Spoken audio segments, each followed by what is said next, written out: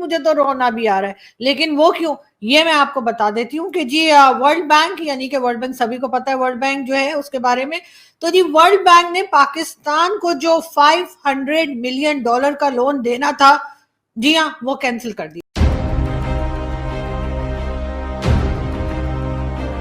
भारत ने कश्मीर से इतला किए बगैर इजाफी पानी छोड़ दिया है, जिससे दरिया में तुगयानी किसी कैफियत है। 22 अप्रैल जब पहलगाम का वाकया हुआ, उसके बाद जो पहला इकदाम इंडियन गवर्नमेंट की तरफ से उठाया गया वो ये था कि इंडस वाटर ट्रीटी को मुअत्तल कर दिया गया। और बड़ी फोर्सेज हैं जो काम कर रही हैं, वो अंदर ही लेकिन इसका इदराक होना जरूरी है। अच्छा, अब ये हुआ कि पाक वजीर बराए मौसमियाती तब्दीली और माहौलियात मुसद्दिक मलिक का कहना है कि भारत कभी पानी रोककर कभी पानी छोड़कर सैलाबी सूरत हाल पैदा करके पाकिस्तान में दाखिल होने वाले दरियाओं के बहाव में मुदाखिलत कर रहा है। पाकिस्तान इंडिया जो है 65 के अंदर भी वॉर में गए, 71 के अंदर कारगिल का वाकया हुआ, उसके बाद आपको याद होगा 2002 में भी एक फेस ऑफ हो गया था, लेकिन इंडस वाटर ट्रीटी को किसी ने हाथ नहीं लगाया।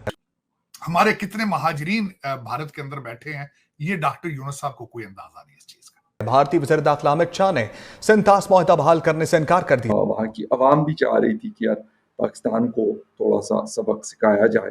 सलाल डैम के 12 गेट खोले गए हैं। जम्मू कश्मीर के रियासी जिले में चिनाब नदी पर स्थित सलाल बांध के गेट को खोल दिया गया है। उन्होंने ये मौक़िफ़ हमारे सामने रखा है कि कानूनी तौर पर जो दुरुस्त है वो ये चीज़ है कि सिंतास मुआहदे की 2 पार्टीज़ हैं और उन 2 पार्टीज़ की मुश्तरका जो अग्रीमेंट है उसी से ही इसका हवाले से कोई भी फैसला होगा, चाहे इसको ख़त्म करना। अब इसका जवाब तो मैं कहता हूँ कि इंडिया से ज़्यादा हमें पाकिस्तान की अथॉरिटी से चाहिए कि एक तो ये कि एक्ट ऑफ वॉर की जब बात की थी तो क्या अब जंग क्या पानी के ऊपर होगी भी कि नहीं होगी, क्योंकि हमारे यहाँ मतलब जज्बाती की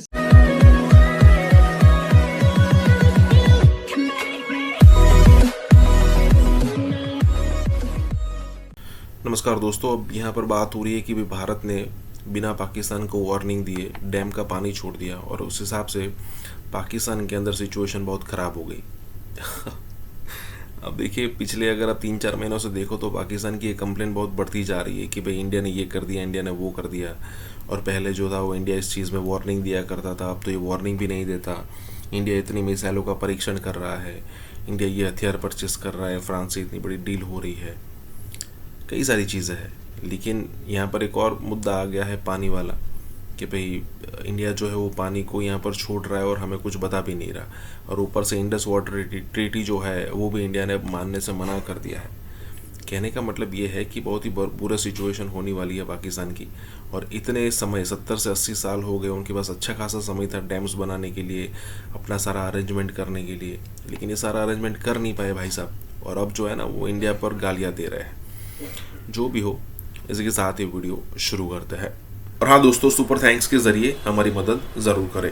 अब इसका जवाब तो मैं कहता हूँ कि इंडिया से ज़्यादा हमें पाकिस्तान की अथॉरिटी से चाहिए कि एक तो ये कि एक्ट ऑफ वॉर की जब बात की थी तो क्या अब जंग क्या पानी के ऊपर होगी भी कि नहीं होगी, क्योंकि हमारे यहाँ मतलब जज्बाती किस्म की बातें बहुत है। वैसे तो दोनों साइड पे है, मैं ये नहीं कहूँगा कि उधर नहीं है, लेकिन हमारे एक्स सर्विसमैन जो है, generals, brigadiers, lieutenant general, major generals, उन्होंने एक प्रेस कॉन्फ्रेंस की और उन्होंने कहा कि जी अगर हमें इजाज़त दी जाए तो हम कश्मीर के रास्ते जो है इंडिया में दाखिल हो जाएंगे। ये आज की बात मैं आपको बता रहा हूँ।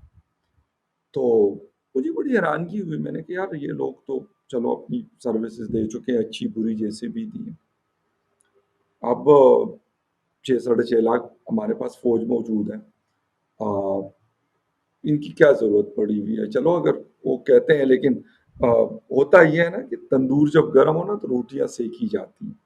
तो इन्होंने भी कहा कि यार चलो इतने सारे फायदे हमने उठाए हुए हैं, तो एक प्रेस कॉन्फ्रेंस करते हैं। और 10 लोग थे, मैं तो नहीं जानता सबको, कुछ इसलिए थोड़ा बहुत फेमिलियर फेसेस थे, 1-2 शायद की जो टीवी पे आते हैं और एनालिसिस करते हैं। अब यही लोग 2-4-6 दिन पहले तो एनालिसिस कर रहे थे टीवी पर बैठकर और बड़ी बड़ी बातें करते थे। अब वो बातें जो हैं उसका क्या हुआ, उसका जवाब मेरे ख्याल में इन लोगों को देने की बड़ी सख्त ज़रूरत है। हम कहते हैं ना कि जी जो भारतीय मीडिया वो गैर जिम्मेदाराना है, मान लेते, लेकिन ये भी कोई बताए कि पाकिस्तानी टीवी चैनल्स पर जो एक्सपर्ट्स और साबिक फौजी अफसरान बैठ के बार बार बावर करा रहे थे और हम यकीन भी कर रहे थे, क्यों झूठे दावे करते हो, अक्ल फहम के साथ साथ अपना मुकदमा क्यों बनाते हो और हैश करते हो, पेश करते हो, जज्बातियत और बड़कों के जरिए अपने लोगों को क्यों बहकाते हो। 4 दहशतगर्द जब अमेरिका जैसी कुव्वत को चैलेंज करते हैं तो बढ़ के नहीं मारता, मुकदमा बनाता है, जवाज बनाता है और दुनिया को बताता है कि हम खतरे में हैं, हम लुट गए, हम बर्बाद हो गए। मैंने कहा ना कि हमारे यहाँ जज्बाती बातें बहुत ज्यादा होती हैं। ओ जी ये आए तो हम इनका ऐसे कर देंगे, वो जो एक वो लाल टोपी वाले हैं ज़ैद हामिद, ओ जी मैं तो जाकर इंडिया में दाखिल हूँगा और वहां पे दिल्ली की जामे मस्जिद में जुम्मे की नमाज मुझे पढ़नी है।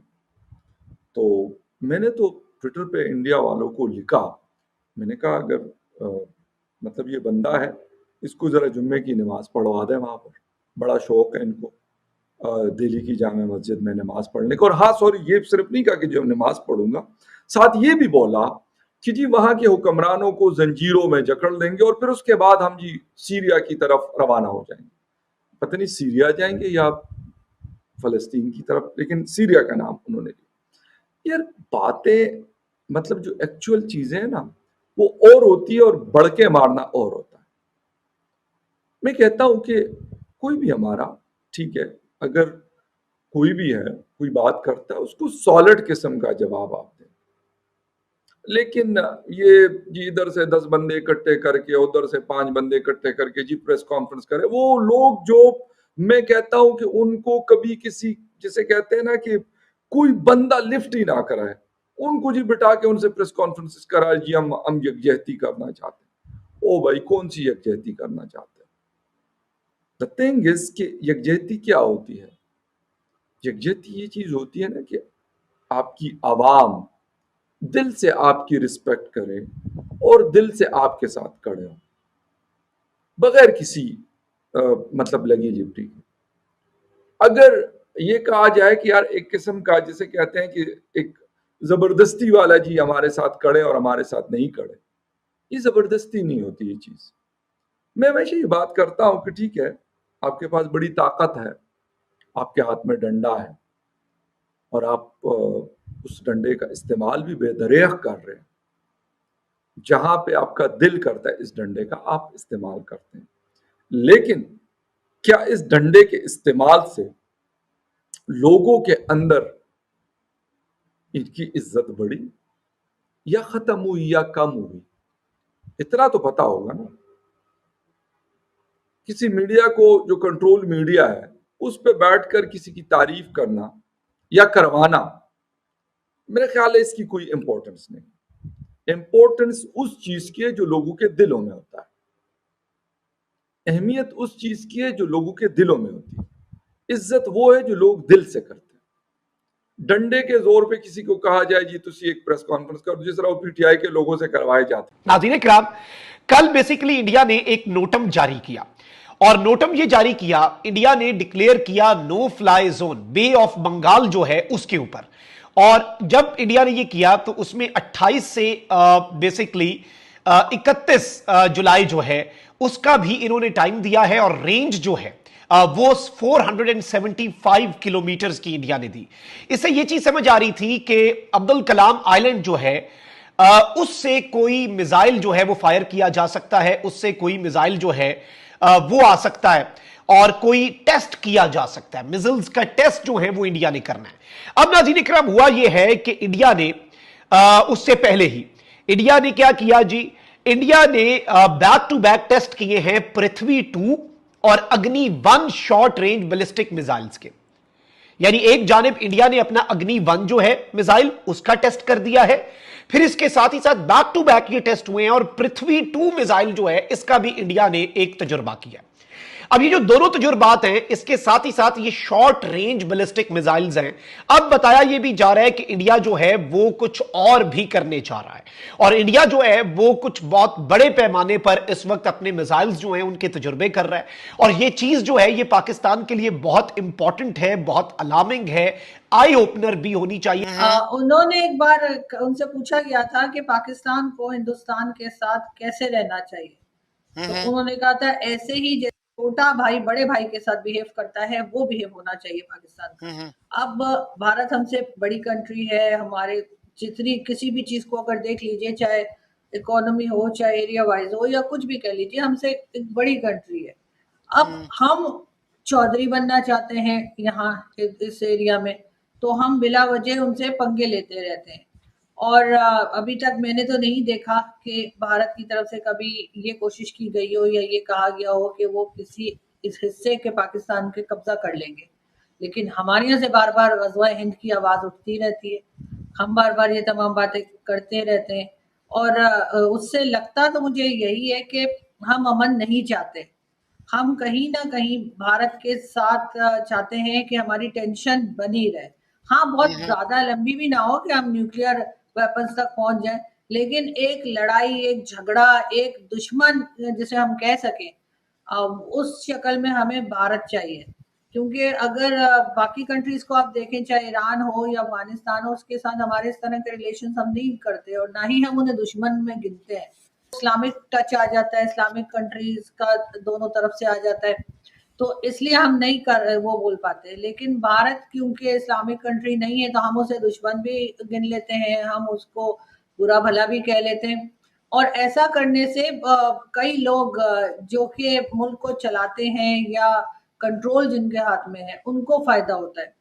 अगर ऐसा नहीं किया जाएगा और भारत के साथ टर्म्स बेहतर हो जाएंगे, मैं ये नहीं कह रही कि बहुत फ्रेंडली हो जाए या बड़ा कोई आना जाना शुरू हो जाए, लेकिन फिर भी एक जो खतरा बताया जाता है कि जी भारत अटैक कर देगा और ऐसा हो जाएगा वैसा हो जाएगा, अगर वो खतरा ना रहे तो फिर वही पैसा जो हम डिफेंस पे लगा रहे हैं, उसी पैसे को कहा जाएगा कि जी अब लोगों के ऊपर लगाइए, आप हेल्थ सेक्टर में लगाइए, एजुकेशन सेक्टर में लगाइए, और कई दूसरी चीजें ऐसी हैं जो पाकिस्तान में ठीक होने वाली है। और सबसे बड़ी बात यह कि जो मैंने अपनी भी एक वीडियो में कहा कि अगर ये सब कुछ ठीक हो गया और हम किसी एक सिविलाइज्ड कंट्री की तरह रहने लगे भारत के साथ, और ये पैसा जो डिफेंस पे लग रहा है वो लोगों पे लगा और लोगों के पास भी खाने को हुआ और एजुकेशन हुई, तो सर वो तो बोलने लगेंगे ना। बोल अभी भी रहे हैं, मैं ये नहीं कह रही अभी नहीं बोल रहे, लेकिन लोग ज्यादा बोलने लगेंगे, लोगों का दिमाग चलने लगेगा, लोगों को समझ में आने लगेगा कि आखिर क्या चीजें हैं पाकिस्तान में जो सही नहीं है, तो लोग सवाल उठाएंगे। और इस सवालों से बचने के लिए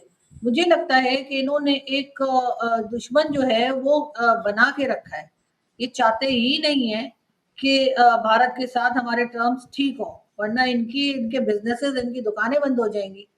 तो इसलिए ये हमेशा से टेंशन बना के रखी है इन्होंने, और ये बनाकर रहेंगे, क्योंकि और तो ये कुछ करने के काबिल है नहीं। जाकर पूरी दुनिया से पैसा मांगना, फिर आ जाना, उसके बाद यहाँ पे कहना कि जी टेररिज्म तो हम खुद भुगत रहे हैं।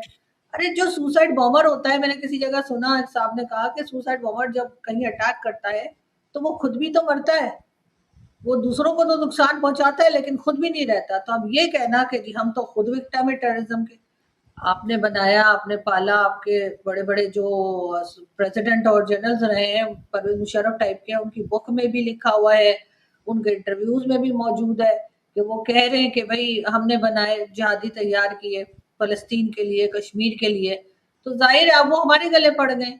और यही चीज हमारे डिफेंस मिनिस्टर साहब ने भी कहा अभी आजकल जो है ख्वाजा आसिफ साहब ने, कि 30 साल हम मिलिटेंट्स को सपोर्ट करते रहे। तो अब ये बात जो है कि ये भारत के साथ टर्म्स को अगर ठीक कर लेंगे तो पब्लिक तो फिर इन्हें कहेगी ना कि अब इतनी बड़ी फौज का क्या करना है। जो ये डिक्टेटरशिप बोलते हैं ना, मोदी जी डिक्टेटर है, असर्टिव है अपनी लीडरशिप में, वो प्रूव भी करेंगे कि I am going to do what is good for the country. ये कोई तरीका नहीं है, मगर हिंदुस्तान बाज नहीं आता है, क्योंकि भारतीय नौसेना को 17 नए आधुनिक युद्धपोत मिल सकते हैं। इसके साथ ही 9 नई पनडुब्बियों को भी नेवी में शामिल करने की योजना है।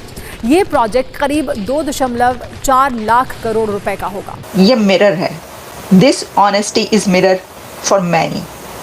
बहुत से लोगों को ये आईना दिखाने के लिए होना चाहिए, वो है बहुत से लोगों को ये आईना दिखा रही है, ये ईमानदारी और ऑनेस्टी। बड़े पैमाने पे ये जो फ्रिगेट्स हैं इनको इंडियन नेवी के अंदर लेके आ रहे हैं। क्या पाकिस्तान के खिलाफ नई जंग का इम्कान बढ़ नहीं रहा?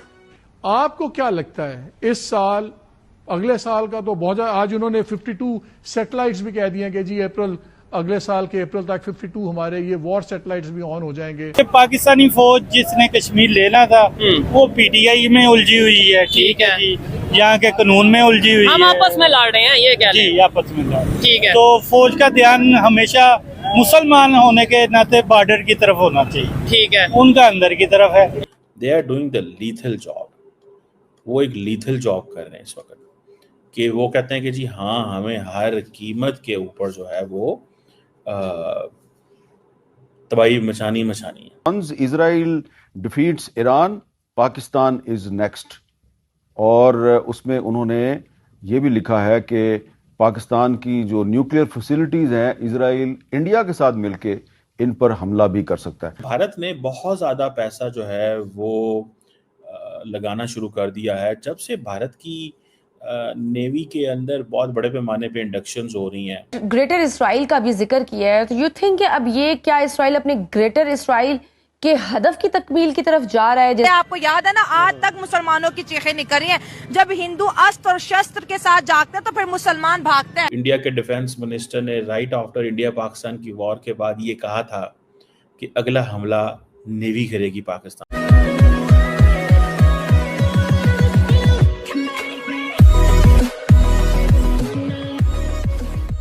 नमस्कार दोस्तों, अब यहाँ पर बात हो रही है तकरीबन 2.4 लाख करोड़, मतलब कि 2.5 लाख करोड़ के आसपास के यहाँ पर अमाउंट की बात हो रही है, जिसमें हो सकता है कि तकरीबन 17 आधुनिक युद्धपोत और 9 पनडुब्बियाँ, मतलब 9 सबमरीन की यहाँ पर बात हो रही है, जो इंडिया आने वाले दिनों में अपनी जो सैन्य है उसमें शामिल करेगा।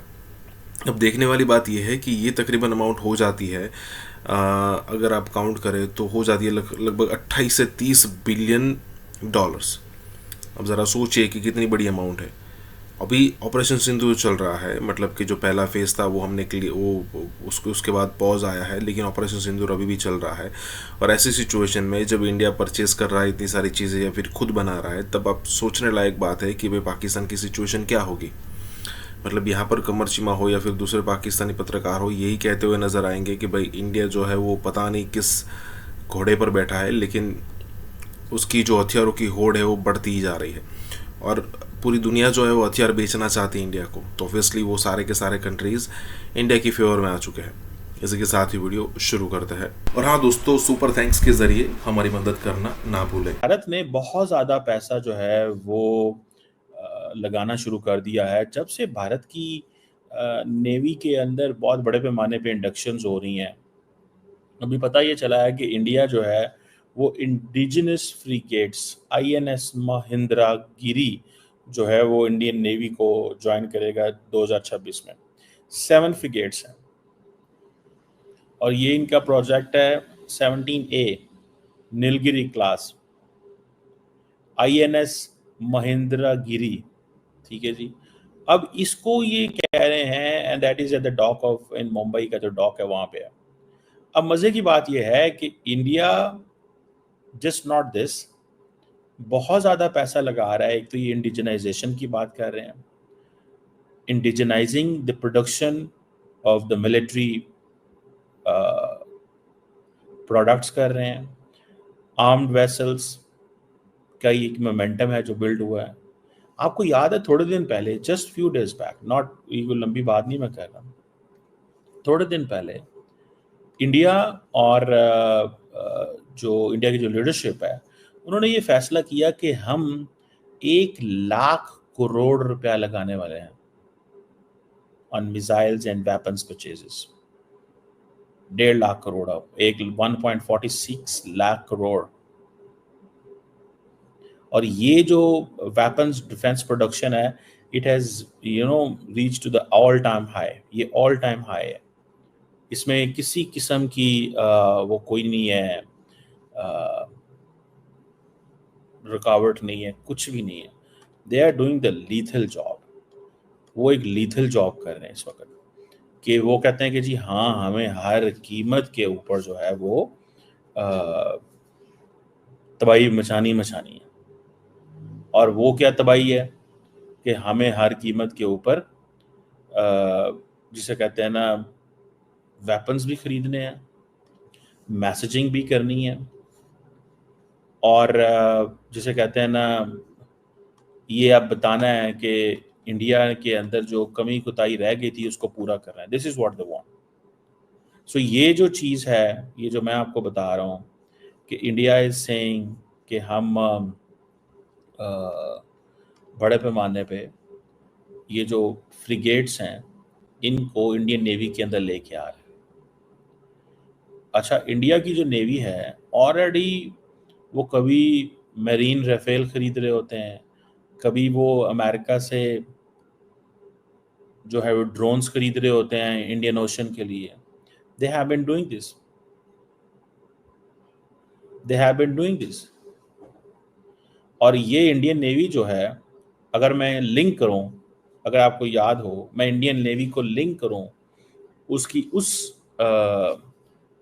सोच से कि जब इंडिया के डिफेंस मिनिस्टर ने राइट आफ्टर इंडिया पाकिस्तान की वॉर के बाद ये कहा था कि अगला हमला नेवी करेगी पाकिस्तान पे, और उसको लिंक करूं कि ये जो 1.5 लाख करोड़ का असला ये खरीद रहे हैं, और इनकी ये जो नेवी है विच हैज़ ये जो नए मैंने आपको बताया ये जो महिंद्रा गिरी जो शिप है, इसके अंदर जो कैपेबिलिटी है मॉडर्न, चलो जो हर होती है, लेकिन it has surface to surface and surface to air and under water capabilities मौजूद हैं। ये 7 फ्रिगेट्स हैं जो they are being constructed under the project 17A Nilgiri class. और ये आप समझ लें कि इंडियंस अब ये कहते हैं कि इसके अंदर ब्रह्मोस भी होगा, एडवांस्ड एयर डिफेंस सिस्टम यानी कि ब्रह्मोस भी होगा, ब्राक मिसाइल्स भी होंगे, टोर्पीडोज भी होंगे, रॉकेट लॉन्चर्स भी होंगे, AK-630 गन्स भी होंगी, और हवा में भी मार सकता है, ज़मीन पे भी, अंडर वाटर भी, और इसके अंदर इंटेग्रल हेलीकॉप्टर्स भी होंगे। Just look at that. So ये आपको याद होगा, इनमें से जो 7 फ्रिगेट्स की बात हो रही है, इनमें से एक INS नीलगिरी जो है वो नरेंद्र मोदी ने आई थिंक इस साल जनवरी में ही उसको कमीशन कर दिया था। सो INS नीलगिरी बस बेसिकली वो जिसे कहते हैं ना, it was something you know, एक लीड शिप थी इस क्लास की। और अब जो आपको पता है पाकिस्तान ने तो जब शिप्स वगैरह लेनी हो तो हम क्या करते हैं, हम तो फिर जाते हैं सीधा बाहर से मंगवाते हैं, बिकॉज हमें तो कॉस्ट वो बहुत ज़्यादा पड़ती है। इसके अलावा इंडियन नेवी ने ऑर्डर्स भी दिए हुए हैं। सो इंडिया ये कह रहा है कि जितनी बड़ी हम इकोनॉमी है, if we are unable to defend ourself, if we are unable to protect ourselves, if we don't have the bigger navy which goes beyond Indian borders. India is the boss नजर आ रहा है हम लोगों को।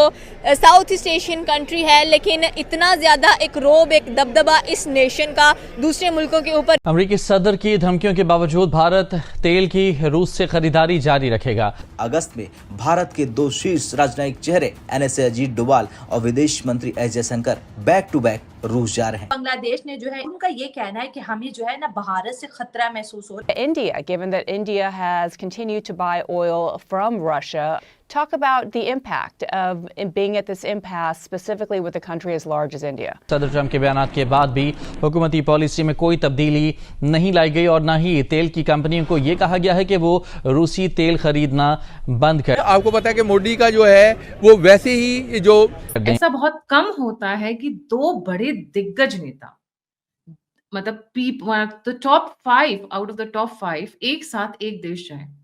अगर कहीं जा रहे हैं तो डेफिनेटली कुछ बड़ा होने की गुंजाइश लग रही है। भारत ने अमेरिका को एब्सोल्युटली नॉट कह दिया है और ये भी कहा जा रहा है कि पाकिस्तान को भारत से अपनी खारजा पॉलिसी को कुछ सीखना होगा। ये बहस क्यों ज़ेर गर्दिश है और क्यों कुछ हमारे जो पाकिस्तानी हैं वो भी गैर इरादी तौर के अंदर इस बहस के अंदर शामिल हो चुके हैं। मीर यार बलोच ने यह भी कहा है कि इस क्षेत्र में विशाल तेल और खनिज भंडारों को लेकर ट्रंप को पूरी तरह से गुमराह किया गया है। अपनी ट्रेड भी बांग्लादेश के साथ बायकॉट करके रखा हुआ है, क्योंकि डेफिनेटली नजर आ रहा है कि वहाँ पर जो हिंदू हैं उनके साथ अच्छा बिहेवियर नहीं दिखाया जा रहा है। हमारी जो खारजा पॉलिसी है वो वाशिंगटन से तो कम से कम ड्राइव नहीं होती। हम अपनी खारजा पॉलिसी को खुद ही बनाते हैं और खुद ही तरतीब देते हैं, और किसके साथ हमें कैसे ताल्लुकात रखने हैं ये हमें कोई ना सिखाए, ये भारत को बड़ी बाखूबी तौर के पर पता है। वो तो यही चाहते हैं ना कि जो कंट्री भी हो वो उनके हिसाब से चले, चाहे वो पाकिस्तान हो चाहे हिंदुस्तान हो। तो इसलिए उन्होंने एक स्टेटमेंट दे दिया कि जी ये ऑयल नहीं खरीद सकते, लेकिन भारत जो है मुझे नहीं लग रहा कि वो अमेरिका की इस वक्त सुनने के मूड में है।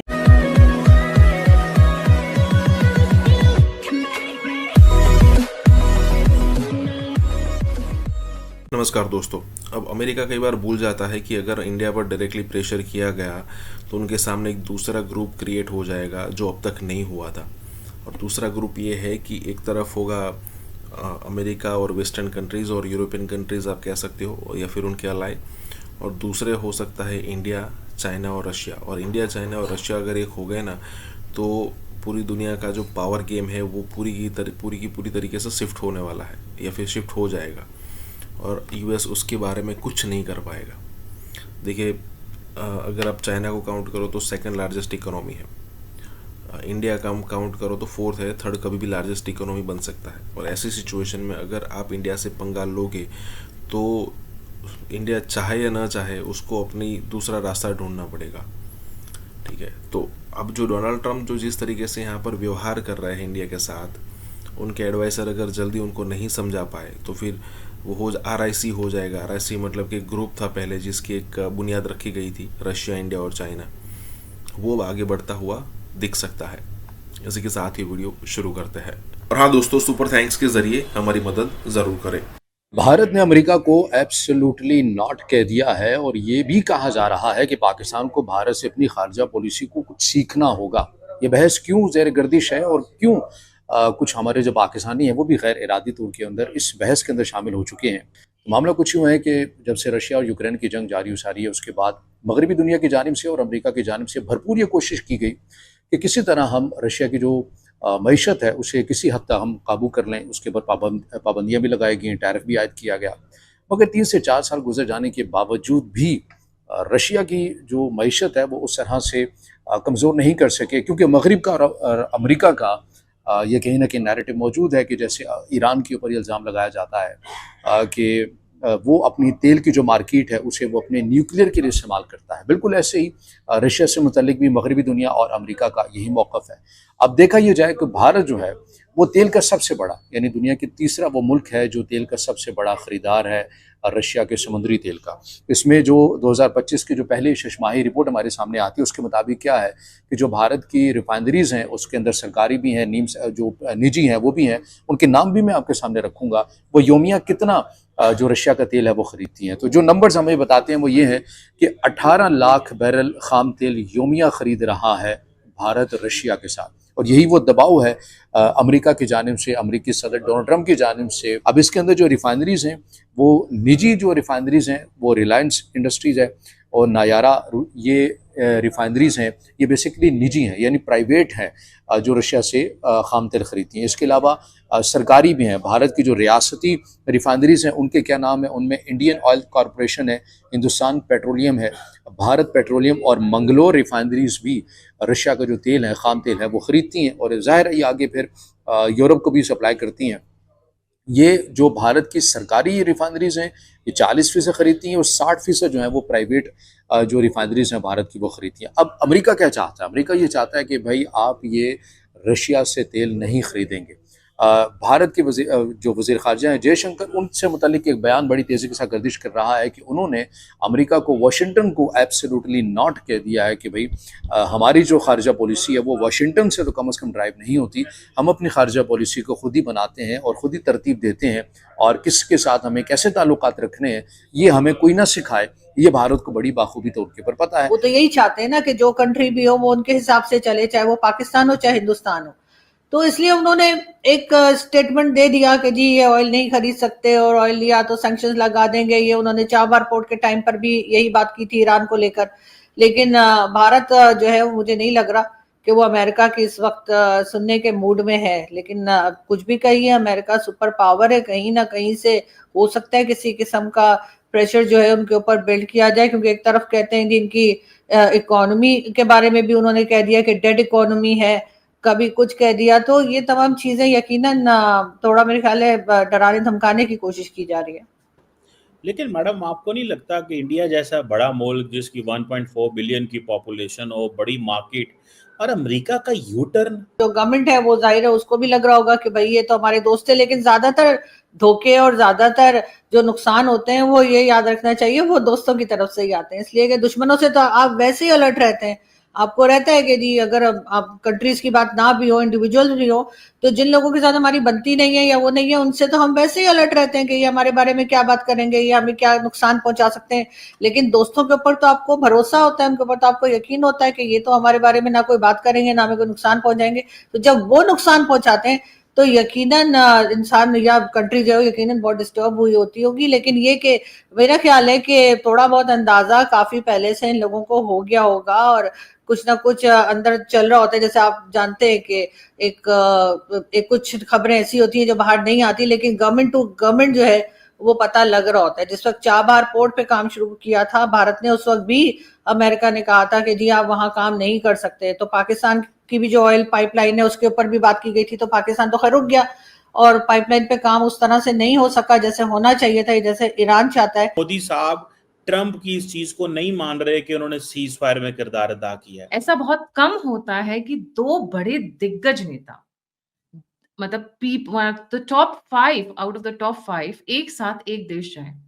अगर कहीं जा रहे हैं तो डेफिनेटली कुछ बड़ा होने की गुंजाइश लग रही है।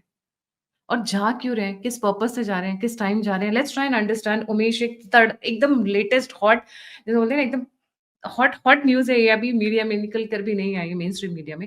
Let's get started. Umesh, a very warm welcome on the show. जी जय श्री राम गायत्री जी। देखिए गायत्री जी, रिपोर्ट्स आ रही है कि नेशनल सिक्योरिटी एडवाइजर डोवाल साहब और फॉरेन मिनिस्टर जयशंकर साहब दोनों रशिया जाने वाले हैं। पहला मीटिंग डोवाल साहब करके आएंगे, जो ग्राउंड वर्क है वो ले आउट करके आने वाले हैं, और उसके बाद एक्सटर्नल अफेयर्स मिनिस्टर जयशंकर साहब जाने वाले।